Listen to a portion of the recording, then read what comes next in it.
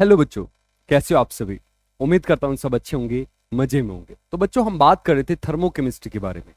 और जो अपनी लास्ट क्लास थी, जो लास्ट लेक्चर था, उसमें हमने बात करी थी एंथैल्पी ऑफ कंबसन के बारे में। कंबसन क्या होता है? किसी चीज का जलना। जब किसी चीज को जलाते हैं उस टाइम पे जो हीट रिलीज होती है उसी को हम बोलते हैं एंथैल्पी ऑफ कंबसन। अगर हम 1 मोल सब्सटेंस लेंगे और स्टैंडर्ड कंडीशन में उसको जलाएंगे तो उस टाइम पे जो हीट रिलीज होती है उसको बोला जाता है standard molar enthalpy of combustion. उसके बाद हमने एक फॉर्मूला देखा था कि delta H of a reaction is equal to enthalpy of combustion, किसका? रिएक्टेंट या प्रोडक्ट? रिएक्टेंट का, माइनस एंथैल्पी ऑफ कंबसन, किसका? प्रोडक्ट का। ठीक है, क्लियर है। अब थोड़ा आगे बढ़ते हैं। तो देखो यार, ये जो चैप्टर है ना अपना, इस पूरे चैप्टर में अपन को है ना, इसमें बहुत ज्यादा इंटरेस्ट है। डेल्टा एच आर, इसको हम निकालते हैं। इसके हमने अभी तक कई फॉर्मूले देखे हैं। पहला फॉर्मूला हमने देखा कि delta H of reaction enthalpy of product minus enthalpy of reactant. ये बस देखने के लिए है, ये फॉर्मूला हम यूज कर ही नहीं सकते क्योंकि एंथैल्पी, एब्सोल्यूट एंथैल्पी के बारे में बात हो रही है, ये कभी हम निकाल नहीं सकते। तो ये फॉर्मूला हमारे काम का नहीं होता, बस ये समझने के लिए था। सबसे मेन फॉर्मूला होता है जब हम क्वेश्चन करते हैं, तो वो फॉर्मूला होता है delta H of reaction, enthalpy of reaction is equal to summation of change in enthalpy of formation, किसकी? प्रोडक्ट की, minus change in enthalpy of formation, किसका? रिएक्टेंट का। क्लियर है? ये पहला फॉर्मूला है डेल्टा एच ऑफ रिएक्शन निकालने का। और ये किसकी टर्म्स में है? In terms of delta H F, heat of formation या एंथैल्पी ऑफ फॉर्मेशन अगर आपको दी जाएगी तब इस फॉर्मूले का यूज करना है। दूसरा हमने एक और फॉर्मूला देखा। दूसरा हमने फॉर्मूला क्या देखा? डेल्टा एच ऑफ रिएक्शन अगर कंबसन दिया जाए, एंथैल्पी ऑफ कंबसन दिया जाएगा, तब भी हम इसको निकाल सकते हैं। कैसे निकाल सकते हैं? तो उसका फॉर्मूला होता है समेशन डेल्टा एच कंबसन, किसका? इस बार प्रोडक्ट नहीं, इस बार reactant, minus summation delta H C enthalpy of combustion, किसका? प्रोडक्ट का। क्लियर है? ये फॉर्मूला है, ये हमें तब लगाना है जब हमें क्या दिया जाएगा? Enthalpy of combustion. क्लियर है? अब हम एक और फॉर्मूला देखने वाले हैं डेल्टा एच आर का, मतलब एंथैल्पी ऑफ रिएक्शन को एक और तरीका देखते हैं उसको निकालने का। क्लियर है? दो तरीके देखे, अगर हमें फॉर्मेशन दिया जाएगा, कंबसन दिया जाएगा। अब अगली चीज को समझते हैं और कैसे निकाल सकते हैं। तो मैंने आपको पहले ही बताया था कि ये जो चैप्टर है इसमें डेल्टा एच आर अपने लिए इंपॉर्टेंट है। एंथैल्पी ऑफ रिएक्शन हमें निकालना है और बेस्ड अपॉन द रिएक्शन हम उसको अलग अलग नाम देते हैं। क्लियर है? आगे बढ़ते हैं थोड़ा सा और पहले समझते हैं कि रिएक्शन होती क्या है। तो व्हाट इज केमिकल रिएक्शन? तो केमिकल रिएक्शन में क्या होता है, मान लो एक केमिकल रिएक्शन है, हाइड्रोजन है और इसकी रिएक्शन मैं करा रहा हूं क्लोरीन के साथ, और क्या बनेगा? 2HCl। तो पहले समझते हैं बनता कैसे। इसमें दो रिएक्टेंट है और प्रोडक्ट है ना। तो रिएक्टेंट से प्रोडक्ट कैसे बनते हैं? तो कोई भी जब केमिकल रिएक्शन होती है उसमें जो सबसे पहला काम होता है ना, कि बॉन्ड का टूटना होता है। ये पहले बॉन्ड टूटेगा और ये बनेंगे दो हाइड्रोजन के एटम, जिसको हम रेडिकल भी बोल देते हैं। यहाँ पे Cl टूटेगा और बनेंगे दो Cl के एटम। तो सबसे पहले केमिकल रिएक्शन में बॉन्ड का टूटना होता है।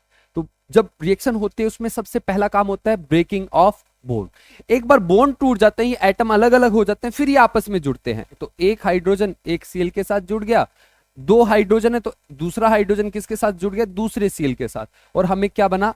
हमें क्या मिला? HCl। तो इन दोनों की मदद से यहाँ पे क्या हुआ? Bond formation. यहाँ पे बॉन्ड फॉर्मेशन हुआ और ऊपर क्या हुआ था? इन दोनों जगह पे बॉन्ड ब्रेक हुआ था, बॉन्ड ब्रेकिंग हुई थी। कभी भी केमिकल रिएक्शन होगी उसमें सबसे पहले बॉन्ड टूटेंगे रिएक्टेंट के, उसके बाद बॉन्ड बनते हैं किसके? प्रोडक्ट के। तो केमिकल रिएक्शन के दौरान दो प्रोसेस होते हैं, breaking of bond, formation of bond. जब बॉन्ड टूटता है, किसी भी चीज को अगर आप तोड़ोगे तो आपको एनर्जी सप्लाई करनी पड़ती है, तो यहाँ पे आपको एनर्जी सप्लाई करनी पड़ती है। ठीक है? ब्रेकिंग ऑफ बॉन्ड में आपको एनर्जी देनी पड़ेगी। क्लियर है? और जब बॉन्ड बनेगा तो पहली चीज अनस्टेबल थी, ये एटम है, अनस्टेबल है, तो ये पास में जाएंगे, मॉलिक्यूल्स बनाएंगे, तो ये स्टेबिलिटी की तरफ जाएंगे। तो स्टेबल होंगे तो जो एक्स्ट्रा एनर्जी उसको निकालेंगे, क्योंकि हाई एनर्जी का मतलब अनस्टेबल, कम एनर्जी का मतलब स्टेबल। तो हाई एनर्जी से लो एनर्जी में जाएंगे, बीच वाली एनर्जी को रिलीज करेंगे। तो जो बॉन्ड फॉर्मेशन होता है वो कैसा होता है, एक्सोथर्मिक, वहां से हीट निकलती है। बॉन्ड ब्रेकिंग एंडोथर्मिक, वहां पे आपको हीट देनी पड़ती है। क्लियर है? अब समझना, मान लो मेरे पास एक कंपाउंड है, कंपाउंड क्या माने, कंपाउंड ले लेते हैं इथेनॉल, इथेनॉल C2H5OH है, गैसियस स्टेट में है, होता तो लिक्विड है लेकिन गैसियस स्टेट में है अभी। इसमें है ना बहुत तरीके के बॉन्ड है, कार्बन कार्बन, ये hydrogen bond, sorry carbon hydrogen bond, और ये ऑक्सीजन हाइड्रोजन। हम क्या करेंगे, इसको पूरा कंप्लीटली तोड़ेंगे और कंप्लीटली तोड़ के इसको बनाएंगे कार्बन। कितने कार्बन है, 2 कार्बन, तो 2 कार्बन में टूट गया ये, हाइड्रोजन कितने बनेंगे, 6 हाइड्रोजन, और एक क्या बनेगा, ऑक्सीजन, एक ऑक्सीजन, वो भी गैस में जाएंगे। तो मैं क्या बोलना चाह रहा हूं, कोई कंपाउंड है उसको तोड़ना है, किसमें तोड़ना है, उसके एटम्स में। जब केमिकल रिएक्शन होगी ऐसा ही कुछ होगा, उसके सारे बॉन्ड टूटेंगे, है ना। तो जब जब किसी कंपाउंड को हम तोड़ते हैं उसके एलिमेंट्स में, उसके एटम्स में, तो इस दौरान हमें एक एनर्जी सप्लाई करनी पड़ती है और उस एनर्जी को हम एक नाम देते हैं, क्योंकि बॉन्ड तोड़ने में एनर्जी लग रही है, उसको बोला जाता है बॉन्ड एनर्जी या फिर बॉन्ड एंथैल्पी। बॉन्ड एनर्जी बोल देते हैं कई बार, या फिर उसको बोल देते हैं बॉन्ड एंथैल्पी। तो पहले इसको डिफाइन करते हैं, बॉन्ड एंथैल्पी या बॉन्ड एनर्जी होती क्या है। सही है भाई, पहले थोड़ा समझ में आ रहा है। एक कंपाउंड है, उसको तोड़ना है उसके एलिमेंट्स में, पूरा कंप्लीटली डिसोसिएट करना है, पूरा तोड़ना है, जब तक वो एटम ना बने तब तक उसको तोड़ते जाना है, और उस दौरान जो एनर्जी का यूज होता है उसको बोला जाता है बॉन्ड एनर्जी, बॉन्ड एंथैल्पी। समझते हैं क्या होता है, पहले इसकी डेफिनेशन लिखते हैं, बॉन्ड एंथैल्पी, यही हमें समझना है आज की क्लास में। बॉन्ड एंथैल्पी, बॉन्ड एंथैल्पी बोल देते हैं कई बार लोग इसको, कई बार बॉन्ड एनर्जी भी बोल देते हैं, बॉन्ड एनर्जी। तो what is bond energy, it is the energy required, किसके लिए, रिक्वायर्ड टू डिसोसिएट, हम डिसोसिएट कर रहे हैं, किसको डिसोसिएट कर रहे हैं, किसी कंपाउंड को। It is the energy required to dissociate a compound into, dissociate a compound. एक और चीज, ये जो कंपाउंड है ना भाई अपना, ये है ना गैसियस स्टेट में होना चाहिए, तो ब्रैकेट में लिख देता हूं in its gaseous states, in it gaseous states, gaseous state. तो देखो फिर से देखते हैं डेफिनेशन को, क्या है, it is the energy required to dissociate a compound, वो कंपाउंड किस में होना चाहिए, गैसियस स्टेट में। तो it is the energy required to dissociate a compound into its constituents, constituents मतलब जिससे वो बना हुआ है, कॉन्स्टिट्यूएंट्स, एलिमेंट्स, और जो एलिमेंट्स हैं वो भी किस में चाहिए, इन गैसियस स्टेट। उस एनर्जी को हम बोलते हैं बॉन्ड एनर्जी या बॉन्ड एंथैल्पी। एग्जाम्पल के लिए एग्जाम्पल लिख लो, एग्जाम्पल के लिए हम लिख सकते हैं जैसे BF3 अपने पास, BF3 कौन सी स्टेट में है, गैसियस स्टेट में। इसको तोड़ के हमें क्या बनाना है, बोरोन, गैसियस स्टेट में आना चाहिए, और फ्लोरीन कितने बनेंगे, फ्लोरीन के 3 एटम, ये भी गैसियस स्टेट में।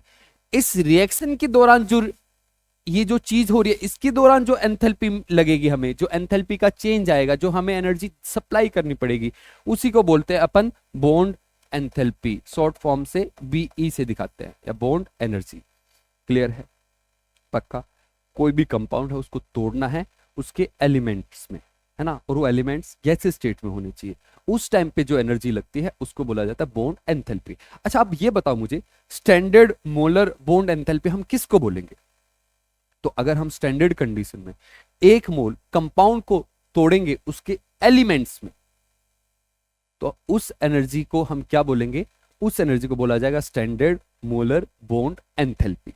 क्लियर है, आगे बढ़ते हैं। इसके जैसा ही, जैसे बॉन्ड एंथैल्पी ना, इसके जैसे एक और टर्म होती है और वो बहुत ज्यादा कंफ्यूज करती है, मुझे तो करती थी, आपको भी कर सकते हैं, क्योंकि बुकों में वो अलग अलग तरीके से लिखा रहता है, अलग अलग बुक्स में उसके अलग अलग तरीके से डेफिनेशन, तो उसको थोड़ा सा अच्छे से समझना।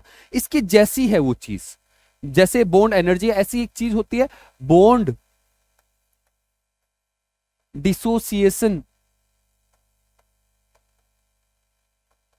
एंथैल्पी या बॉन्ड डिसोसिएशन एनर्जी। इसको हम शॉर्ट फॉर्म में लिखते हैं BDE, इससे हम डिनोट करते हैं इसको। क्या है ये बॉन्ड डिसोसिएशन एंथैल्पी, थोड़ा समझने की कोशिश करते हैं।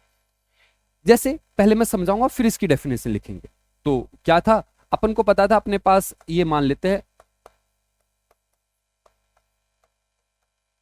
क्या है ये, इथेनॉल।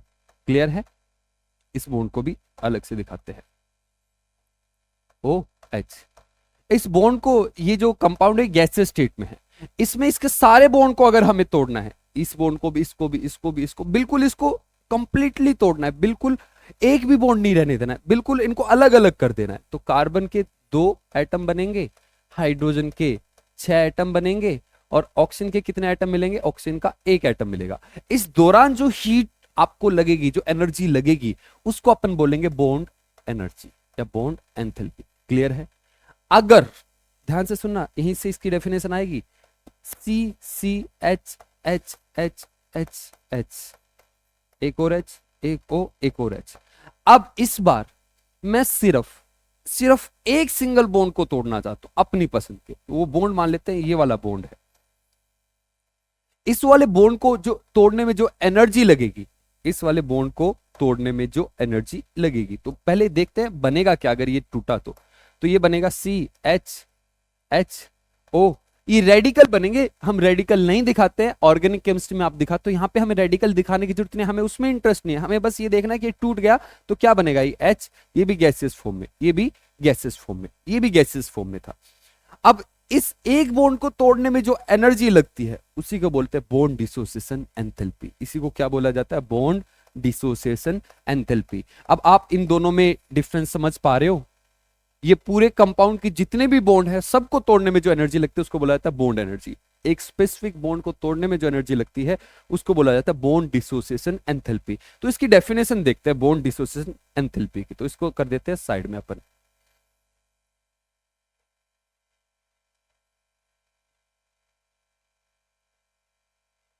इसको बाद में लेके आएंगे यार, अभी के लिए इसको कहां रखे, साइड में भेजते हैं इसको, यस बाद में देखेंगे इसको। ठीक है, अब सुनना, बॉन्ड डिसोसिएशन एंथैल्पी क्या है, तो पहले इसको डिफाइन करते हैं। तो it is the energy required to break a specific bond। क्या बोला मैंने, it is the energy required to break a specific bond, उसी को हम क्या बोलते हैं, बॉन्ड डिसोसिएशन एंथैल्पी। जिसका बॉन्ड तोड़ रहे हैं वो जो चीज है, मॉलिक्यूल है, कंपाउंड, वो गैसियस स्टेट में होना चाहिए, और जब ये बॉन्ड टूटेगा तो जो रेडिकल्स बनेंगे वो भी किस में होने चाहिए, गैसियस स्टेट में। क्लियर है सभी को। एग्जाम्पल आपके सामने है, उस एग्जाम्पल को आप लिख सकते हो। तो इस एग्जाम्पल को अब मैं सामने लेके आता हूं आपके, ये इसका एग्जाम्पल है, एग्जाम्पल लिख सकते हो। इसमें बॉन्ड डिसोसिएशन एंथैल्पी क्या है और बॉन्ड एंथैल्पी क्या है। थोड़ा ये जो डेफिनेशन है इसमें थोड़ा सा सुधार करेंगे, थोड़ा सा, है ना। तो एक छोटा सा एक एग्जाम्पल लेता हूं, उसकी मदद से मैं आपको समझाता हूं। जैसे OH बॉन्ड है, OH बॉन्ड है, H2O में 2 OH बॉन्ड है ना। अब 2 OH बॉन्ड है, दोनों को तोड़ने के लिए सेम एनर्जी लगनी चाहिए, अलग अलग लगनी चाहिए। क्या बोलते हो, सब बोलोगे सेम एनर्जी लगनी चाहिए, लेकिन मैं बोलूंगा कि अलग लगेगी। क्यों लगेगी, तो सबसे पहले अपन एक बॉन्ड को तोड़ेंगे, सिर्फ एक बॉन्ड को। तो एक बॉन्ड को तोड़ा हमने तो ये बना OH, और ये एक H अलग हो गया, सारी चीज गैसियस स्टेट में। और इस दौरान जो एनर्जी लगी उसको बोलेंगे बॉन्ड डिसोसिएशन एंथैल्पी या बॉन्ड डिसोसिएशन एनर्जी। किसकी है ये बॉन्ड डिसोसिएशन एनर्जी, ये है OH बॉन्ड को तोड़ने में। क्लियर है, OH बॉन्ड को तोड़ने में कुछ एनर्जी लगी, कितनी लगती है वो भी बता देता हूं। तो यहां पे लगती है लगभग 112 के आसपास, सॉरी कम लगती है पहले वाले में, यहां पे लगती है 108 के आसपास। तो बस मैं ये बताना चाहता हूं कि भाई ये OH बॉन्ड तोड़ा, इसके लिए कुछ एनर्जी लगी, कितनी लगी वो हमें याद नहीं करना है, उससे हमें कोई लेना देना नहीं है। दूसरा, ये OH था, एक और OH है, इस बॉन्ड को तोड़ेंगे हम फिर से, तो यहाँ पे क्या बनेगा, ऑक्सीजन गैस और हाइड्रोजन रेडिकल गैसियस फॉर्म में। यहाँ पे जो हमने बॉन्ड तोड़ा उसको भी क्या बोलेंगे, बॉन्ड डिसोसिएशन एंथैल्पी, क्योंकि एक सिंगल बॉन्ड तोड़ा है। कौन सा बॉन्ड तोड़ा है, हमने OH बॉन्ड तोड़ा है, तो ये भी बॉन्ड डिसोसिएशन एंथैल्पी है किसकी, OH बॉन्ड की। ये थोड़ी सी डिफरेंट रहेगी, क्यों डिफरेंट रहेगी भाई, यहाँ पे अलग एनवायरमेंट है, यहाँ पे अलग एनवायरमेंट है, यहाँ पे इलेक्ट्रोनेगेटिविटी अलग है, यहाँ पे अलग है, यहाँ पे ऑक्सीजन अनस्टेबल है, ये ज्यादा अट्रैक्ट करेगा इसके मुकाबले हाइड्रोजन को, तो यहाँ पे बॉन्ड को तोड़ने में आपको ज्यादा एनर्जी देनी पड़ेगी। क्लियर है इतनी बात। अब सुनो, अब जब OH बॉन्ड की बात होगी तो OH बॉन्ड की बॉन्ड डिसोसिएशन एंथैल्पी कितनी, तो हर एक जो OH बॉन्ड है उसकी तो बार बार अलग आएगी, क्योंकि अलग अलग कंपाउंड में रहेगा वो, है ना। तो अपन क्या करते हैं ना, इसका एवरेज लेते हैं, क्या लेते हैं, एवरेज। और जब भी हम किसी बॉन्ड की बॉन्ड डिसोसिएशन एंथैल्पी की बात करते हैं तो उसमें एवरेज लेके चलते हैं। तो यहाँ पे एवरेज कैसे लेंगे, तो पहले इसको थोड़ा छोटा करते हैं फिर एवरेज लेके बताता हूं मैं आपको। आया नहीं आया, आ गया, यस, नहीं आया, सॉरी।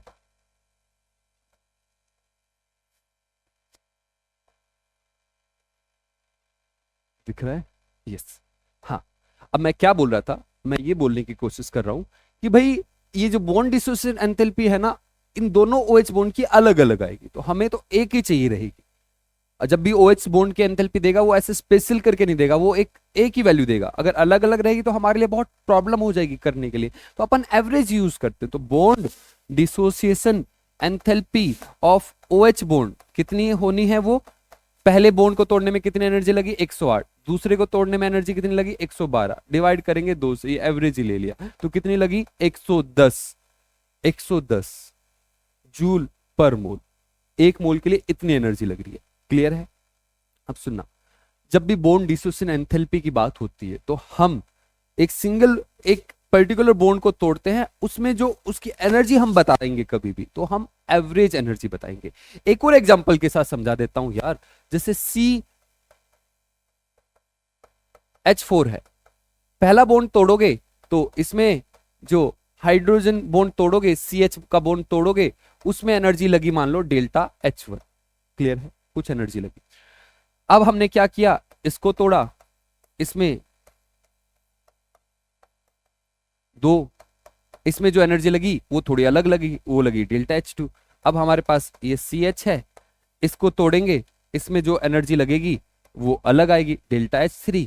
और ये C एक बॉन्ड बचा, इसको तोड़ने में जो एनर्जी लगेगी उसको हमने बोलता है डेल्टा H4। कभी भी अपन को एवरेज निकालना, तो एवरेज कैसे निकालते, तो कोई आपसे पूछे कि भाई बॉन्ड डिसोसिएशन एंथैल्पी बता दो मुझे CH बॉन्ड की, तो आपको क्या करना है, आपको ये करना है, आपसे बोलेगा बॉन्ड डिसोसिएशन एंथैल्पी बताओ CH बॉन्ड की, तो बॉन्ड डिसोसिएशन एंथैल्पी हमेशा एवरेज होती है।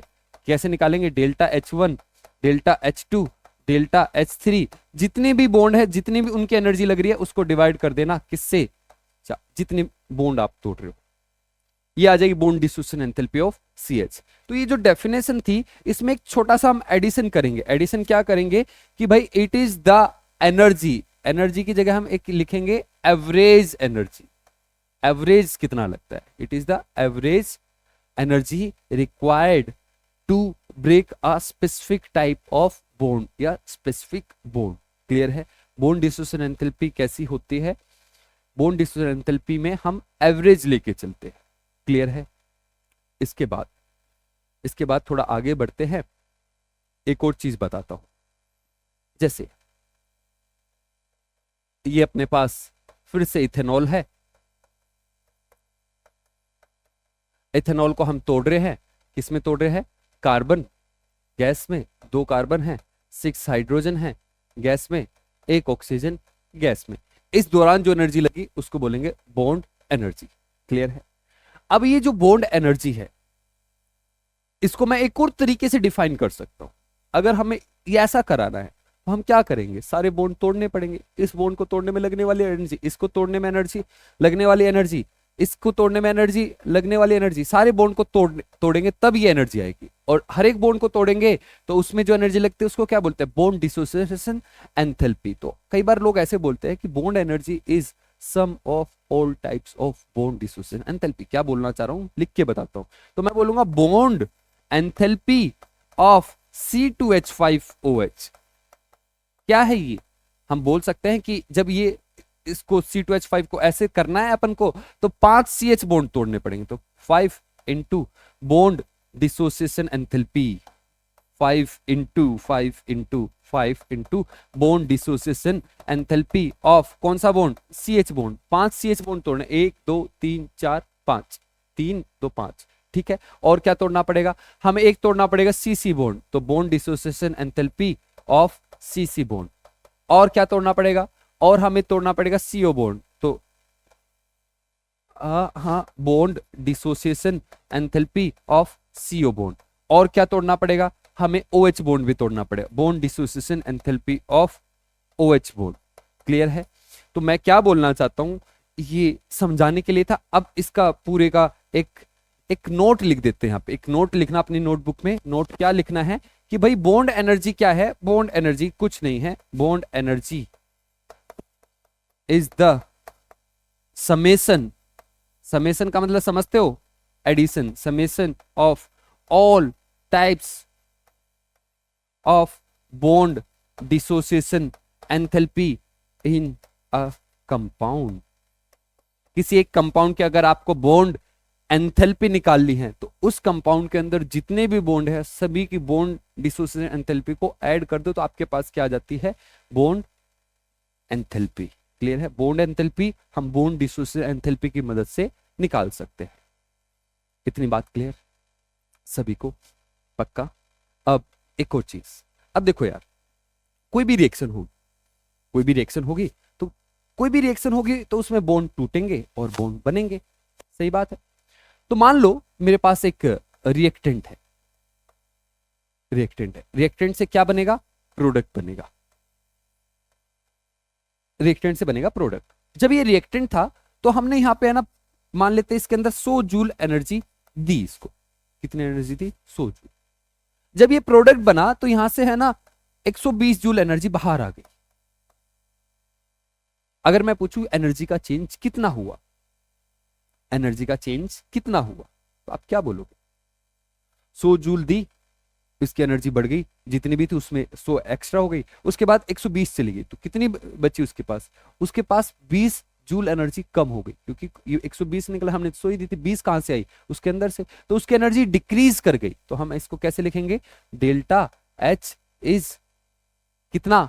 -20 जूल, 20 जूल कम हुई है। अगर एक और एग्जांपल ले इसके जैसा ही, मान लो अपने पास एक और सिस्टम है, हमने इस बार 50 जूल एनर्जी दी और रिएक्टेंट था, और यहां से प्रोडक्ट से हमें एनर्जी मिली 30 जूल। 20 जूल एनर्जी कहां गई? 20 जूल उस सिस्टम के पास ही रह गई, तो सिस्टम की एनर्जी बढ़ गई, तो डेल्टा एच इस बार कितना होगा? 20 जूल। सही है क्या? सही है क्या?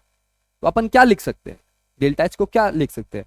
Energy, energy absorb minus energy release. सही बोला क्या मैंने? क्या बोल रहा हूं? ध्यान से सुनो, क्या बोला मैंने? मैं बोल रहा हूं कि भाई डेल्टा एच को अपन क्या लिख सकते हैं? तो डेल्टा एच को हम लिख सकते हैं कि भाई एनर्जी कितनी जा रही है सिस्टम के अंदर, एनर्जी एब्जॉर्ब, जितनी एब्जॉर्ब करी उसमें से कितनी माइनस कर दो? Energy release. तो आपके पास क्या आ जाएगा कि जब ये प्रोसेस होगा तो डेल्टा एच में कितना चेंज आएगा? डेल्टा एच निकाल लोगे, energy absorb minus energy release. अब सुनो, जब जब बॉन्ड टूटेंगे तो एनर्जी क्या होगी? एनर्जी क्या होगी? एब्जॉर्ब होगी। बॉन्ड को तोड़ना है तो एनर्जी सप्लाई करनी पड़ेगी, है ना? तो एनर्जी क्या होगी? एब्जॉर्ब। तो एनर्जी एब्जॉर्ब का मतलब मैं ये बोलना चाहता हूं, ये एनर्जी आप दे रहे हो किस लिए? बॉन्ड को तोड़ने के लिए। Energy absorb is equal to bond breaking. और जब ये जो एनर्जी निकलेगी वो किसकी वजह से निकलेगी? Bond formation. सही बात है क्या? तो डेल्टा एच को हम क्या लिख सकते हैं? जो बॉन्ड एनर्जी लग रही है, जो एनर्जी लगेगी बॉन्ड को तोड़ने के लिए, माइनस जो एनर्जी लगेगी बॉन्ड, जो एनर्जी रिलीज होगी बॉन्ड फॉर्मेशन में। क्लियर है? अब थोड़ा और आगे बढ़ रहा हूं, अब थोड़ा सा चीजों को समझना। एक रिएक्शन लेता हूं, मान लेते CH4 है, CH4 है, इसकी रिएक्शन हम करा रहे हैं O2 के साथ। O2 कुछ ऐसा होता है, 2 O2 लगते हैं, बनेगा CO2 और बनेगा H2O। क्लियर है? इतनी बात क्लियर है? ये एक रिएक्शन है। अब रिएक्शन कैसे होगी? तो सबसे पहले कुछ एनर्जी गेन करेगा, एब्जॉर्ब करेगा। क्यों एब्जॉर्ब करेगा? इसको बॉन्ड तोड़ने हैं, तभी तो प्रोडक्ट बनेगा। फिर जब प्रोडक्ट बनेंगे तो एनर्जी रिलीज होगी। जब ये इसके बॉन्ड टूटेंगे तो कैसे टूटेंगे? सारे के सारे बॉन्ड टूटेंगे। कार्बन आ जाए, कार्बन गैसेस स्टेट में, hydrogen 4 hydrogen atom gases state में। इससे कितने ऑक्सीजन के एटम आएंगे? 4 ऑक्सीजन के एटम। ठीक है, इतनी बात क्लियर। अब ये बताओ, जब ये चीज होगी, जब ये जो कंपाउंड है, ये जो मॉलिक्यूल है, जब ये टूटेंगे तो एनर्जी एब्जॉर्ब करेंगे, और उस एनर्जी को अपन क्या बोलेंगे? बॉन्ड डिसोसिएशन एंथैल्पी या बॉन्ड एनर्जी या बॉन्ड एंथैल्पी। कंपाउंड है, कंपाउंड से कंप्लीटली तोड़ना है उसके एलिमेंट्स में, तो इसको बोलेंगे बॉन्ड एंथैल्पी। ठीक है, इसको भी कंप्लीटली तोड़ना है, बॉन्ड एंथैल्पी। कई बार bond dissociation enthalpy, bond enthalpy एक ही हो जाती है। कब? जैसे फॉर एग्जांपल H2 को अगर अपन को तोड़ना है तो H2 को तोड़ेंगे तो कितने H मिलेंगे? 2 H। तो एक ही बॉन्ड को तोड़ना है ना, और एलिमेंट्स में भी चला गया डायरेक्ट, तो इसी को हम बोलेंगे बॉन्ड एनर्जी, और बॉन्ड डिसोसिएशन एंथैल्पी क्या हो जाएगी? सेम। तो ये सेम भी हो सकती है, ये बताने की कोशिश कर रहा हूं। तो यहाँ पे जो एनर्जी यूज हुई वो किस में हुई? Bond energy. बॉन्ड एनर्जी किसकी? रिएक्टेंट की। क्लियर है? अब सुनना, अब ये जो चीज है, कार्बन है, 2 ऑक्सीजन के साथ कंबाइन होगा और क्या बनाएगा? CO2। तो कार्बन है, 2 ऑक्सीजन के साथ कंबाइन हुआ। कहां से कंबाइन हुआ?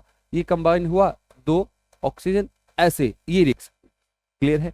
2 हाइड्रोजन थे, दिख रहा है भाई उस तरफ?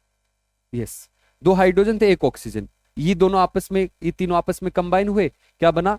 H2O बना। अब ऐसे कितने बने? 2 बने। ये दो ग्रुप थे ऐसे, एक और ऑक्सीजन। अरे यार क्या हो रहा है? ऑक्सीजन सी, वोटर बनाने की आदत लग जाती है ना, इस वजह से। अब सुनो, तो यहां पे कितने H2O बनेंगे? 2 बनेंगे। अब देखो, जब ये टूटा तो बॉन्ड एनर्जी हमें सप्लाई करनी पड़ी। अब यहां पे जब ये जो एटम्स है, जब ये कंपाउंड बनाएंगे, मॉलिक्यूल बनाएंगे, तो एनर्जी निकलेगी। लेकिन कितनी निकलेगी यार? कितनी निकलेगी? तो अपन को ये पता है, अगर CO2 को तोड़ेंगे हम उसके एलिमेंट्स में, इसमें कितनी एनर्जी लगने वाली? तो इस वाले प्रोसेस के लिए हमें एनर्जी लगने वाली है बॉन्ड एनर्जी। किसकी? CO2 की। CO2 को बॉन्ड को तोड़ने के लिए इतनी एनर्जी लगने वाली। अगर हम यहां से इस रिएक्शन से यहां जाएंगे, समझ रहा है नहीं समझ रहा? मैं ये बोलना चाह रहा हूं कि यार भाई, ये क्या है? एक कंपाउंड है। कंपाउंड को किस में तोड़ रहे हो? उसके एलिमेंट्स में तोड़ रहे हो, नहीं तोड़ रहे हो? और एलिमेंट्स में तोड़ने में जो एनर्जी लगती है उसको क्या बोलते हैं? Bond energy. अगर ये वापस जाएगा, सेमी रिएक्शन है, सेम रिएक्शन में जो नीचे आने में जो एनर्जी लगी, ऊपर जाने में भी सेम एनर्जी बोलेगी। आपने पढ़ा था यार, फर्स्ट लॉ था, एंड हम क्या बोलते थे? किसी बॉन्ड, किसी चीज को बनाने में जितनी एनर्जी लगती है, तोड़ने में भी सेम एनर्जी लगेगी। तो जितनी तोड़ने में एनर्जी लगी, तोड़ने में कितनी एनर्जी लगती है? बॉन्ड एंथैल्पी जितनी, है ना? तो जब वो बनेगा तब भी एनर्जी कितनी लगेगी? बॉन्ड एंथैल्पी जितनी, उतनी एनर्जी इस बार रिलीज होगी। यहां से आते तो एनर्जी रिलीज आपको सप्लाई करनी पड़ती है, यहां से आ जाएंगे तो एनर्जी निकलेगी। कितनी निकलेगी? बॉन्ड एंथैल्पी किसकी? CO2 की। सेम केस यहां पे, बॉन्ड एंथैल्पी किसकी?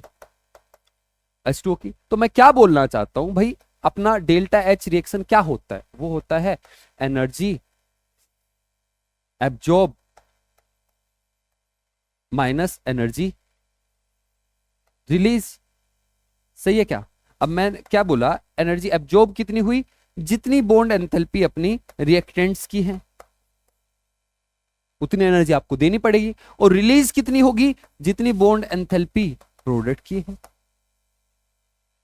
समझे क्या भाई? मैं बार बार एक ही चीज को बोल रहा हूं कि भाई, ये अगर इसको यहां पे जाना है तो कितनी एनर्जी लगेगी? Bond enthalpy. वापस आएंगे तो कितनी एनर्जी रिलीज होगी? जितना बॉन्ड एंथैल्पी। तो एनर्जी कितनी रिलीज हो रही है उसको लिख रहा हूं, बॉन्ड एंथैल्पी जितनी प्रोडक्ट की, प्रोडक्ट की जितनी बॉन्ड एंथैल्पी होगी, सेम एनर्जी क्या होगी? इस बार रिलीज होगी। क्लियर है?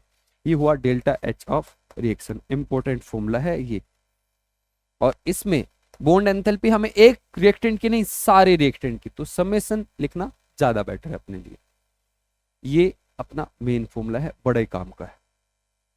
आगे चलें, कुछ क्वेश्चन की मदद से इसको समझने की कोशिश करते हैं।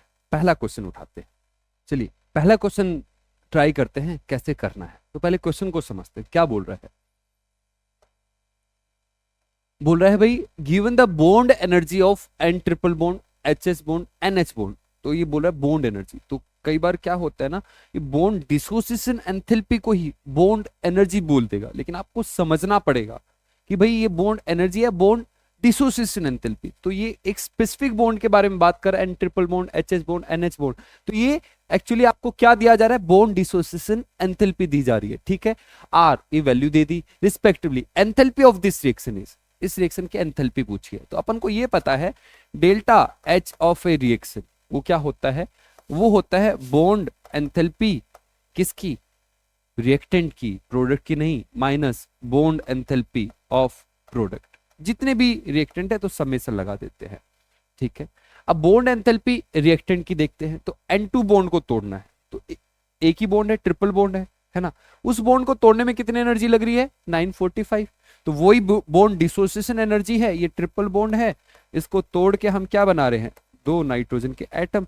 इसमें जो एनर्जी लगेगी उसी को हम बोलेंगे बॉन्ड एंथैल्पी, और वो एक ही बॉन्ड होता है तो हम बॉन्ड एंथैल्पी और बॉन्ड डिसोसिएशन एंथैल्पी क्या हो जाती है, सेम। तो ये आ गया 945, क्लियर है। प्लस रिएक्शन N2 है, उसके बाद H2 बॉन्ड को तोड़ना है, और H2 बॉन्ड को तोड़ने में कितनी एनर्जी लगती है, 436। लेकिन एक H2 बॉन्ड को, यहाँ पे कितने H2 के बॉन्ड तोड़ने हैं, 3 H2 के बॉन्ड तोड़ने हैं, तो आपको लिखना पड़ेगा 3 इंटू कितना है, 436, क्लियर है। माइनस में हमें लिखनी है बॉन्ड एंथैल्पी ऑफ NH3, तो हम लिखेंगे 2 times bond enthalpy of NH3। अब बॉन्ड एंथैल्पी NH3 की हमें पता नहीं है, तो अपन को यह पता है कि भाई अगर NH3 के अंदर जितने भी बॉन्ड है सारों को तोड़ने में जो एनर्जी लगेगी उसी को हम बोलते हैं बॉन्ड एंथैल्पी। तो सारे बॉन्ड को तोड़ने हैं, तो NH3 में कौन से बॉन्ड है, NH3 में 3 बॉन्ड है, और कैसे बॉन्ड है, NS बॉन्ड। तो मैं ये बोल सकता हूं bond enthalpy is equal to 3 times, दिख रहा है क्या वहां पे, अभी तो दिख रहा है लेकिन थोड़ा इसको 3 टाइम्स बॉन्ड डिसोसिएशन एंथैल्पी किसकी, इसको साइड में ले आते हैं थोड़ा सा,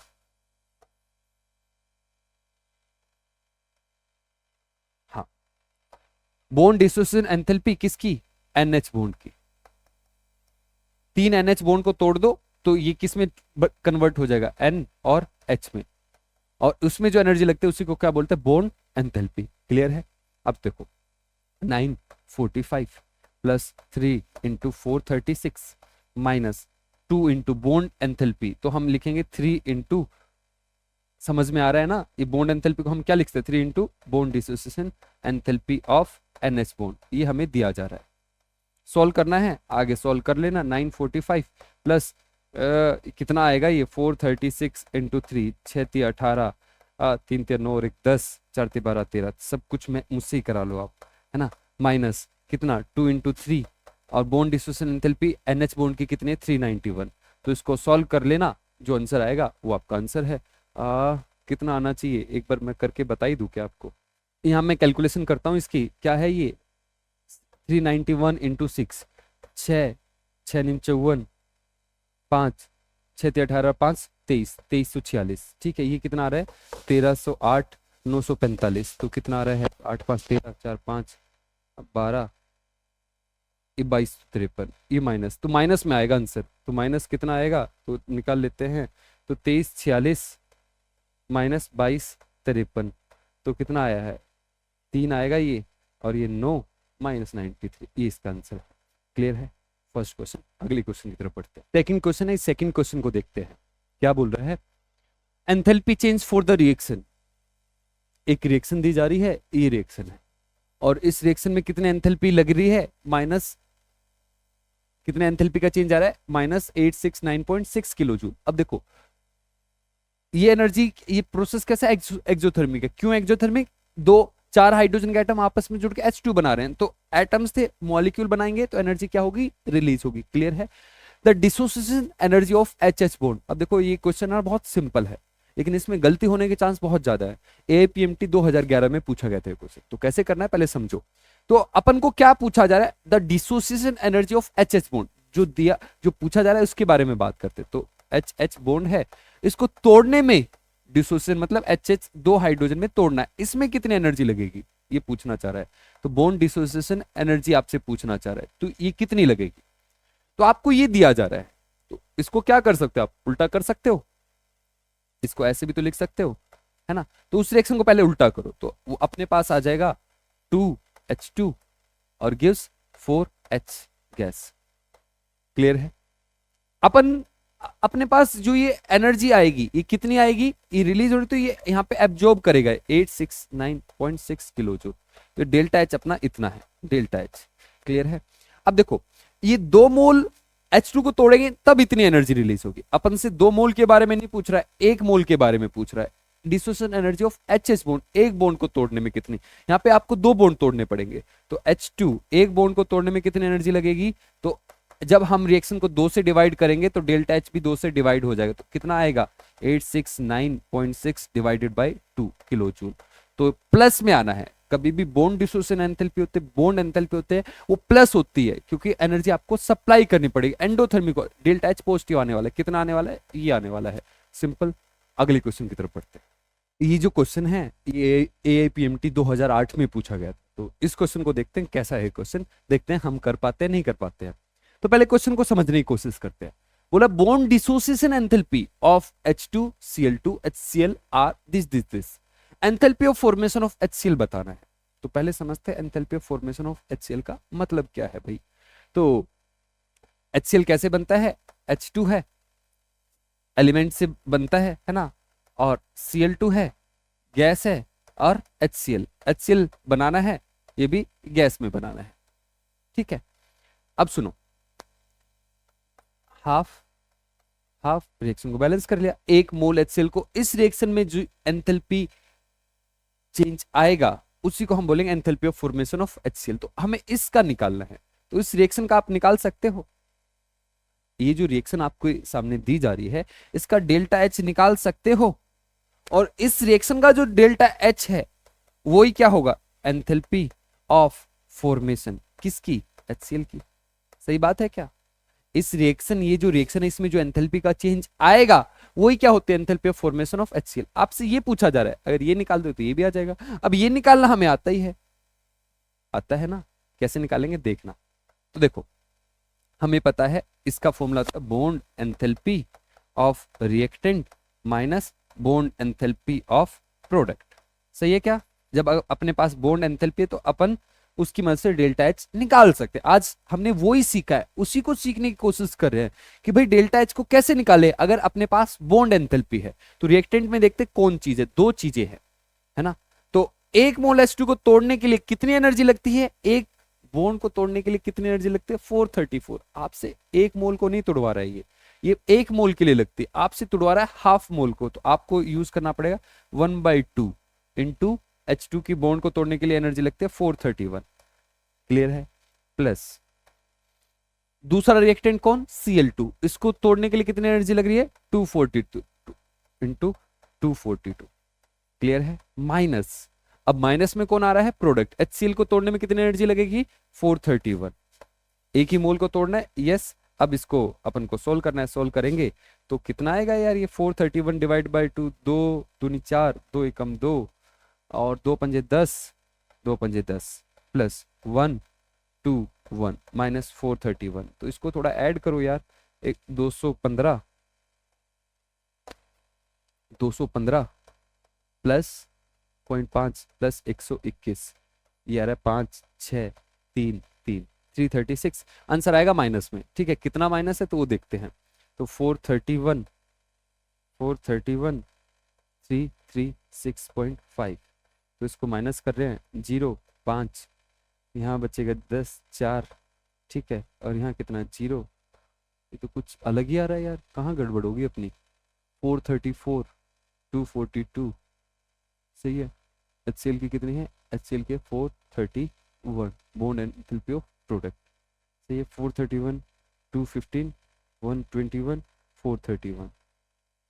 आंसर आ रहा है कितना, ये कितना आएगा 5 10 336 है ना ये, 6 सही है, 3 3 सही है, कोई दिक्कत नहीं है, 4 यहाँ पे 12, ए यार यहाँ पे थोड़ी गड़बड़ होगी, ये 94.5 है, 94.5, 94.5 तो नहीं आ रहा एग्जैक्टली, तो कुछ गड़बड़ होगी, तो इसका आंसर ये है पक्का, कहीं ना कहीं कुछ गड़बड़ तो नहीं है, अरे हाँ यही तो गड़बड़ है, ये 434 है यार, ये 434 है, 434 होगा तो कितना आएगा ये, दो एकम दो एकम दो, दो एकम दो, दो सत्य 14, ये 217 आना था, ये गड़बड़ हुई थी यहाँ पे, ये 217 है, 217 है, 217 है, 217 है, तो आंसर आ जाएगा 93 आने वाला है, ये करेक्ट आंसर है। कुछ हो जाते हैं गड़बड़ यार कैलकुलेशन में, आप मत करना बस। तो आज के लिए इतना ही, मिलते हैं अगली क्लास में, तब तक के लिए गुड बाय, थैंक यू।